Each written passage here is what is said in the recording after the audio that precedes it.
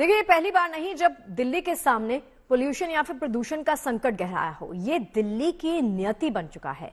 हर साल दिल्ली बंधक बनती है। लोग जान हथेली पर रखकर अपनी दिनचर्या को अंजाम देते हैं। सरकार हर साल प्रदूषण का स्थायी निदान देने का दावा करती है, लेकिन यह दावा हवाई दावा साबित होता है। हमारा दूसरा सवाल इसी से जुड़ा हुआ सामने रखते हैं आपके, वो ये कि प्रदूषण के आगे हर बार क्यों बेबस है दिल्ली की सरकार। आज सरकार ने प्रदूषण से निपटने के लिए एक इमरजेंसी बैठक भी बुलाई, लेकिन इस बैठक का कितना असर या कितना प्रभाव प्रदूषण के विरुद्ध युद्ध पर पड़ेगा, कहा नहीं जा सकता।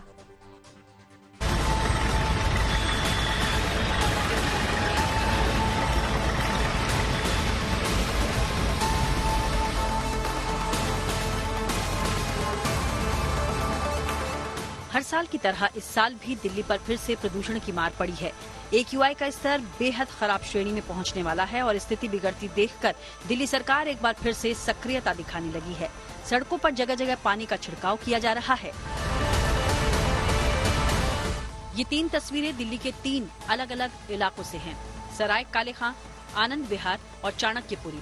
इन तीनों ही जगहों पर सड़कों पर पानी का छिड़काव किया जा रहा है। इनमें से आनंद विहार ऐसा इलाका है जो दिल्ली के उन 13 हॉटस्पॉट्स में शामिल है जहां AQI बेहद खराब श्रेणी में पहुंच चुका है। अब जब स्थिति बिगड़ रही है तो सरकार एक्शन में है। हर साल की तरह प्रदूषण के विरुद्ध युद्ध की थीम पर बैठकें शुरू हो गई हैं और ऐसा लग रहा है कि सरकार इस साल दिल्ली से प्रदूषण का बोरिया बिस्तर बांधकर ही हमेशा के लिए विदा कर देगी। आज दिल्ली के पर्यावरण मंत्री गोपाल राय ने प्रदूषण को लेकर एक इमरजेंसी बैठक भी बुलाई, जिसमें MCD, PWD, DPCC, पर्यावरण विभाग और ट्रांसपोर्ट विभाग समेत दूसरे जरूरी विभागों के अधिकारी शामिल हुए। बैठक में प्रदूषण के 13 हॉटस्पॉट्स को चिन्हित किया गया और वहां की स्थिति को कंट्रोल करने के लिए अधिकारियों की एक टीम बनाई गई।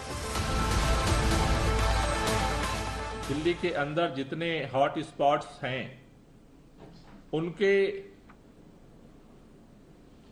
कार्य योजना को बनाने और संचालन करने के लिए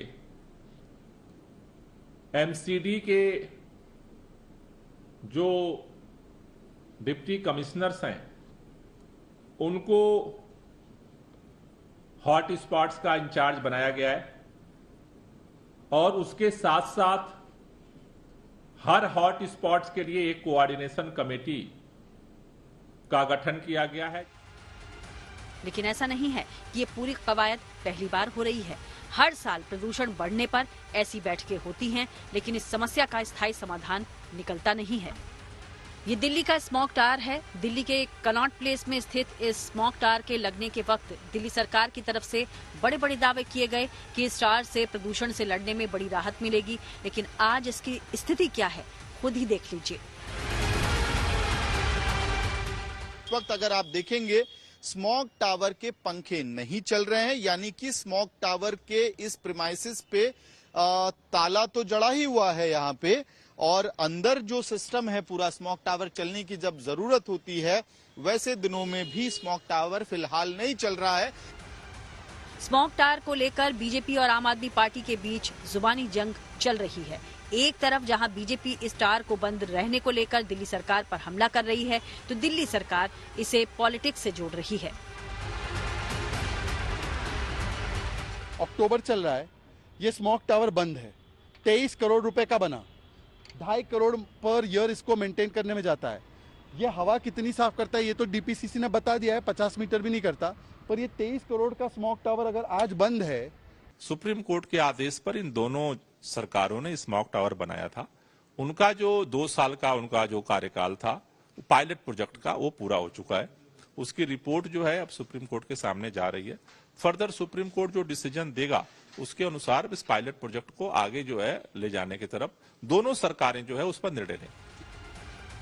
दिल्ली के पोल्यूशन के लिए पंजाब और हरियाणा में किसानों के द्वारा जलाई जाने वाली पराली को जिम्मेदार बताया जाता है, क्योंकि इस समय वहां के किसान पराली जलाते हैं।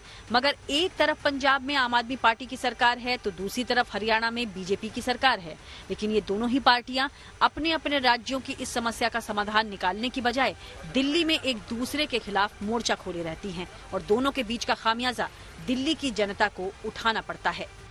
दिल्ली से अमित भारद्वाज के साथ bureau report, good news today.